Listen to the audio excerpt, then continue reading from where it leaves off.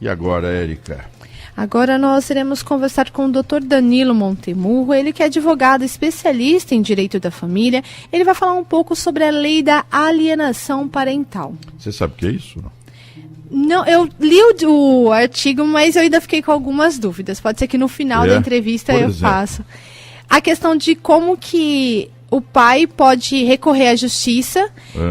Eu tenho uma amiga, que ela é mãe solteira. Todo mundo tem uma amiga. Não, mas é. Ah, você tem uma amiga? Sim, que é minha melhor amiga. Ela é mãe solteira e o pai acusa ela de restringir o acesso à filha dela. Só que a filha dela que não quer ter o contato, então fica parecendo que fica parecendo que é ela que está influenciando. Não quer, tá bom. Então vamos ver se isso é alienação parental.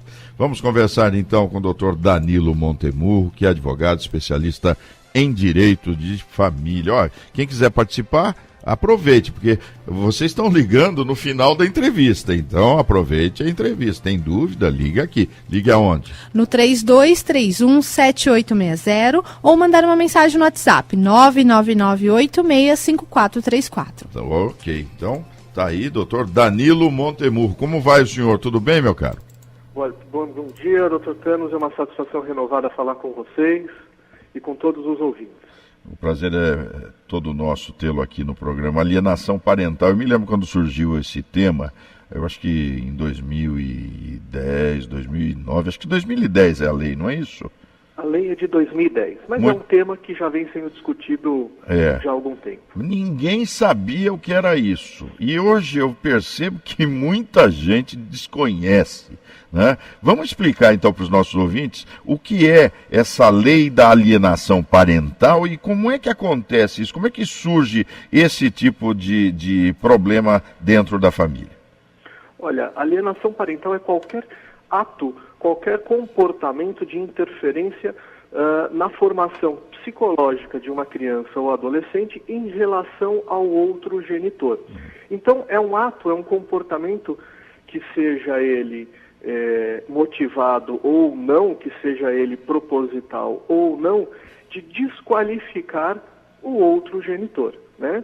E é um ato que pode ser praticado, que habitualmente é praticado por um dos genitores em desfavor do outro, mas também pode ser praticado inclusive pelos avós, em relação ao outro genitor. E avós normalmente nessa situação, sogras, né? Sogra, sogro. Ou outros parentes também. Será que existe ainda aquela cultura da má sogra? Será que existe isso ainda?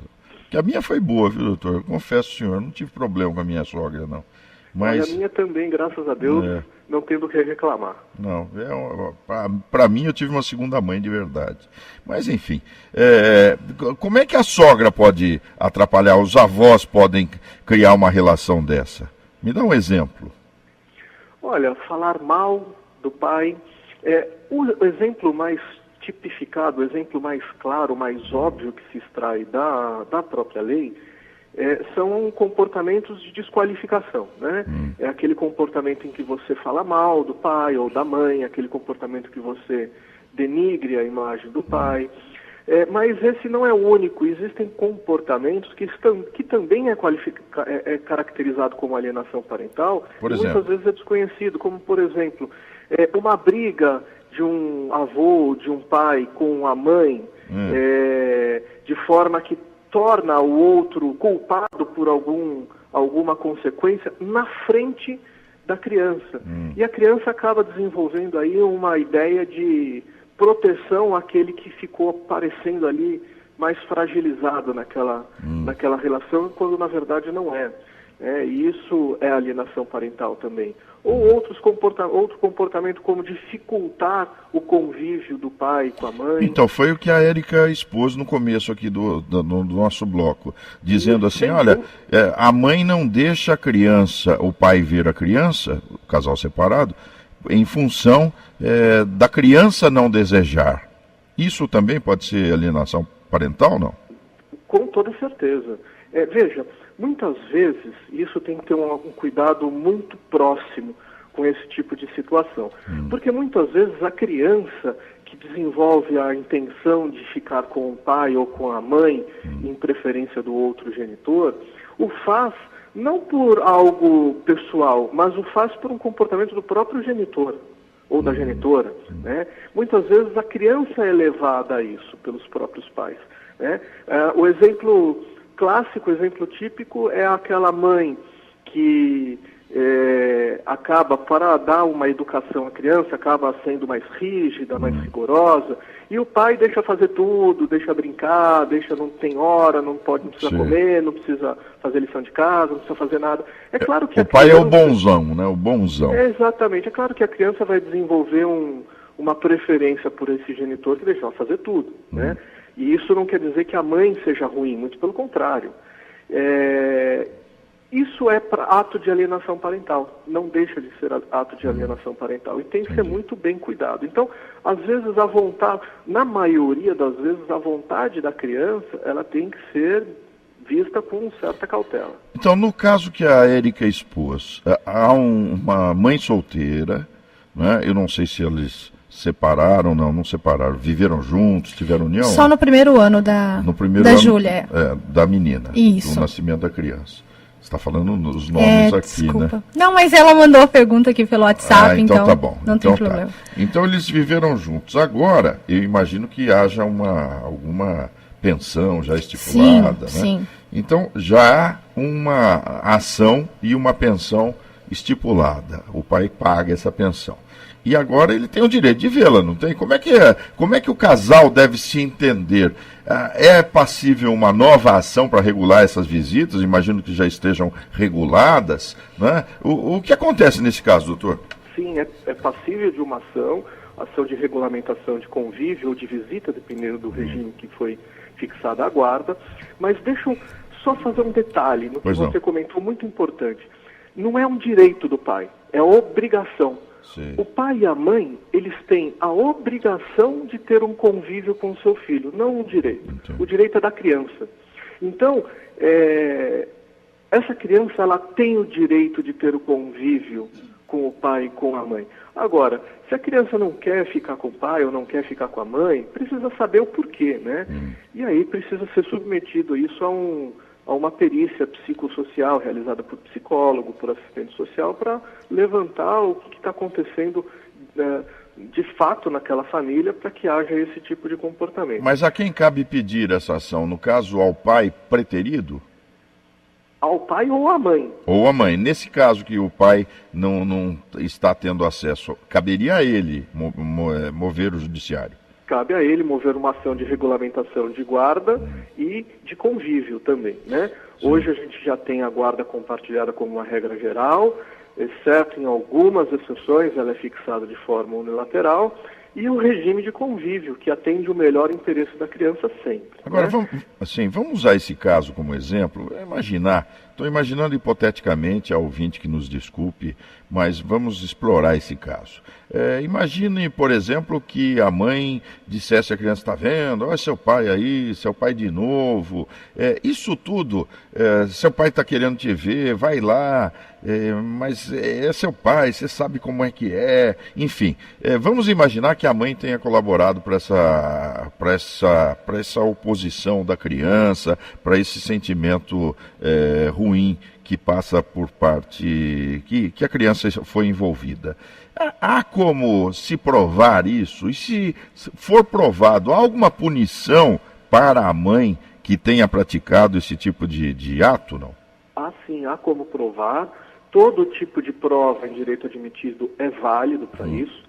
Desde a prova pericial, como eu mencionei, ela é uma prova praticamente indispensável nesse tipo de situação, como outros tipos de prova testemunhal, uma prova documental qualquer, uma gravação, alguma coisa que demonstre essa prática. E há consequências, né? As consequências, elas são a consequência mais branda é uma advertência dirigida pelo juiz ao alienante, ao genitor que pratica a alienação, até a suspensão do poder familiar, como consequência mais grave disso. No meio do caminho há a possibilidade de aplicação de multa de pecuniária pela prática da alienação parental, a alteração da guarda, seja ela unilateral ou compartilhada, mas em desfavor do do genitor que pratica alienação, alteração da custódia física, caso quem tem a custódia física seja aquele que pratica alienação parental. Tudo isso são consequências jurídicas para a alienação parental. São ações demoradas, não? Infelizmente são. Sim. Ainda, infelizmente, nosso Poder Judiciário não atende, não só pelo Poder Judiciário, mas por toda uma estrutura jurídica do nosso país, não atende os casos de alienação parental com a velocidade que se deveria tratar, né? Mas ainda é a nossa solução. A guarda compartilhada é regra, não? É uma regra? É a regra geral. A guarda tem que ser compartilhada, mesmo que os genitores estejam em fase de beligerância, de discussão judicial, muitas vezes, a guarda ela tem que ser compartilhada. E ela tem que ser compartilhada, mais uma vez, em função do melhor interesse da criança. Como regra geral, salvo algumas exceções, como eu falei, e essas exceções são casos graves, ela, como regra geral, é a forma que melhor atende os interesses da criança. Me explica quais são esses casos graves? Alcoolismo, por exemplo? Alcoolismo é um caso grave. Pela lei, a guarda compartilhada é regra geral. As duas únicas exceções que cabem é quando um dos genitores não quer o exercício desse munus, dessa responsabilidade, ou quando um dos genitores não tem a possibilidade do exercício do poder familiar. E a guarda decorre do poder familiar. O poder familiar é amplo, guarda é espécie, é mais restrito. Então, é algo muito grave. O alcoolismo que ponha em risco a saúde psicológica e física da criança pode ser um exemplo. Ou qualquer outro comportamento que coloque em risco os interesses, a saúde física e psicológica e os interesses da criança podem ser motivos para a mudança da guarda. Caso contrário, mesmo pais morando fora, distantes, o pai mora num estado, a criança mora em outro estado, a guarda tem que ser compartilhada. Eu estou conversando com o Dr. Danilo Montemurro, advogado especialista em direito de família. Doutor Danilo, com relação àquelas sutilezas que envolvem as agressões, como é que a gente pode solicitar aquela equipe multidisciplinar? É a parte, o alienado, que, se eu puder dizer assim, é quem vai solicitar isso em juízo, ou o juiz determina a partir do momento em que ele entenda que haja um processo de alienação parental? O juiz ele pode tomar essa postura de ofício num determinado processo, se no processo ficar demonstrado isso, né? Mas normalmente é a parte quem provoca. E quem provoca é a criança, na verdade. A criança provoca o fato diante de um dos seus genitores, né? Porque ele não tem ainda, ele é ou absoluta ou relativamente incapaz, dependendo da idade, então ele não tem como se dirigir ao juiz e formular um pedido. Então ele o faz por intermédio dos seus representantes, que são seus genitores. Então, normalmente, quem provoca é o genitor que está sendo vítima, e na verdade a vítima é a criança, né? Mas que está sendo o destinatário da alienação parental. Deixa eu fazer uma pergunta agora que surgiu em sala de aula, quem sabe o senhor consegue responder. Aliás, o senhor vai conseguir responder com certeza, que é o seguinte: conversando com um italiano, ele me disse assim, aluno naturalizado aqui brasileiro. Ele disse, olha, na Itália, para eu poder me divorciar, me separar, eu tenho que aguardar depois do casamento, acho que 4 anos ou 5 anos, acho que uma coisa assim, não tenho esse dado preciso agora. No Brasil é a mesma coisa. As pessoas que casam, no civil, como se costuma dizer, né, o casamento civil, ele tem prazo para o divórcio ou um mês depois a pessoa pode entender que pode divorciar?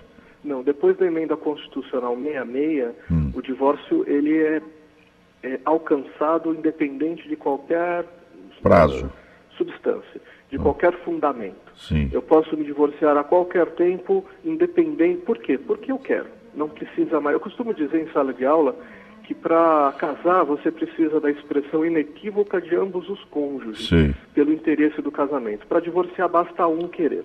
né? Então basta um pedido de divórcio e o divórcio vai ser decretado, independente de prazo. Os prazos que haviam antes da emenda constitucional 66 de 2010, ou seja, antes de 2010, havia a necessidade da separação judicial por 2 anos ou a separação de fato por 1 ano. Não precisa mais. O divórcio é direto. Então repita, a emenda 66. Emenda Constitucional 66 de 2010. Ok. Tem pergunta, Érica? Sim, nós temos uma pergunta de uma ouvinte, ela pediu para não se identificar, ela disse que mora no Padre Anchieta, ela falou que ela é casada atualmente, mas está com separação de corpos dentro da casa, porque ela foi atrás do divórcio, é muito complicado. Só que o marido dela é alcoólatra. E ela tem um filho de 12 anos com ele, e ela tem esse medo de deixar o filho sair sozinho. Sim. Então ela perguntou o que ela pode fazer nesse caso. Não sei se cabe. Pois não, doutor. Cabe. Mais uma vez, há uma dificuldade de um dos genitores em razão de uma doença ou de algum outro problema, normalmente uma doença. E o alcoolismo é uma doença, né? O alcoolismo é uma doença.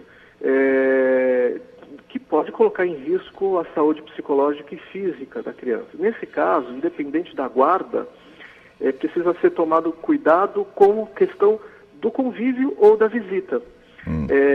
Essa visita, de preferência sem pernoite e de forma restrita, até que esse genitor encontre a cura e possa exercer o poder familiar dele sem risco para o seu próprio filho. Mas eu não entendi a separação de corpos aí. O senhor tem alguma... Porque normalmente são pessoas que vão até a defensoria para fazer esse tipo de separação. Por que essa separação de corpos? Eu não sei também. A separação de corpos não é mais um instituto corriqueiramente utilizado após a emenda constitucional 66. Né? Não há mais essa necessidade, porque a separação de corpos até a emenda 66... ela vinha para resguardar os interesses daquele cônjuge que quer sair do lar conjugal sem que com isso gere culpa pela dissolução desse casamento. E hoje a culpa da dissolução de casamento tornou-se irrelevante, não se discute mais. Então é um instituto anacrônico, um instituto que a gente não utiliza mais. Ela pode estar adotando a expressão separação de corpos, como querendo dizer, ela se separou de fato. Ela saiu da casa com o filho, ou ele saiu da casa. No caso, ela mora ainda na casa e o marido também, né? Sim, ela falou que devido à dificuldade que ela encontrou, ela que já recorreu à Defensoria Pública e não teve êxito. Então Mas a Defensoria não faz divórcio também, doutor? Faz divórcio também. Eu acho que ela deveria voltar lá, né? E bater o pé, né? Faz divórcio. Se é o caso de divórcio mesmo, se a intenção dela é o divórcio, e não uma medida de segurança... porque às vezes quer continuar casada, aí é outro problema, né? Aí é outra coisa. Se é o caso de divórcio, ela pode procurar a Defensoria e pedir direto o divórcio. E já fazer um pedido geral, né? É o divórcio, se houver partilha de bens, já trata da questão dos alimentos do filho, já trata da questão... Já resolve da guarda, tudo no divórcio, né? Tudo isso é tratado na mesma ação. Ótimo. Mais uma pergunta. Sim, uma ouvinte, ela mandou se quando o pai não é presente e resolve aparecer para cumprir uma ordem judicial de visitação e a criança, por falta de laço afetivo, não quer ir, ela tem que ser obrigada, e se há a possibilidade de retirar a pernoite. Isso é comum. É uma situação comum, né? Muitas vezes o Poder Judiciário, ele está abarrotado de processos, muitas vezes ele tem um caso decidido por um juiz que não é vocacionado na área de família, então não tem o cuidado necessário, advogados também despreparados, isso leva a uma consequência ruim para a família, né? E uma delas são decisões com relação à questão de guarda e de regime de visitas inadequado. E aí aquele genitor que não tem nem interesse em ter, muitas vezes isso é comum, o genitor não tem interesse em ter convívio com o próprio filho, né? O faz para cumprir decisão judicial. É ruim isso. O ideal é que seja revisto essa decisão que fixou essa forma de regime de visitas para uma forma mais estreita, mais restrita, né? Sim, excluindo do regime de visitas a pernoite, deixando aquilo, ou fazê-lo de forma paulatina, né? Começa com visitas no lar da própria criança durante o dia, sem pernoite. Isso vai aumentando gradativamente com o passar do tempo. Isso tem que atender o melhor interesse da criança, sem dúvida. Sem dúvida. Mais uma, hein? A dúvida é como que funciona a visitação assistida? A visita assistida é uma das consequências de regime de visita para que possibilite esse convívio de pai e filho, porque é muito importante, ou de mãe e filho, dependendo, né, do caso concreto. E a visita assistida ela é realizada, ou normalmente ela é realizada nas dependências do próprio fórum. Existem locais apropriados para que haja isso, para que o pai tenha esse convívio, e esse convívio é acompanhado por assistentes sociais, é ali visto de perto por assistentes sociais, ou dependendo do caso, ela é um regime de um pouco mais brando de visita assistida, que é realizado na casa da criança. Por exemplo, a criança mora num prédio, é realizada ali nas dependências do condomínio, na presença de algum parente da criança, junto com o pai ou junto com a mãe, que está tendo esse regime de visita assistida. Mas é em casos excepcionais, né? É em casos em que realmente a medida é cabível segundo o melhor interesse da criança. Olha, batendo o recorde aqui de participação dos ouvintes, hein? Quero agradecer muito ao Dr. Danilo Montemurro, que é advogado especializado em direito de família. Isso nos deu assim abrilhantou o direito nosso de cada dia de hoje, né? Com o seu conhecimento e a sua generosidade em atender os questionamentos dos ouvintes aqui da Rádio Brasil. Quero agradecer imensamente a sua participação, caríssimo doutor Danilo Montemurro. Olha, imagina, doutor, privilégio nosso, hein? Privilégio meu participar de vocês aí. Que bom, um abraço. Foi uma satisfação realmente muito grande e estou sempre à disposição da rádio e dos seus ouvintes. Muito obrigado, um grande abraço. Um abraço. Nós falamos aqui para a região metropolitana de Campinas, 3 milhões de ouvintes.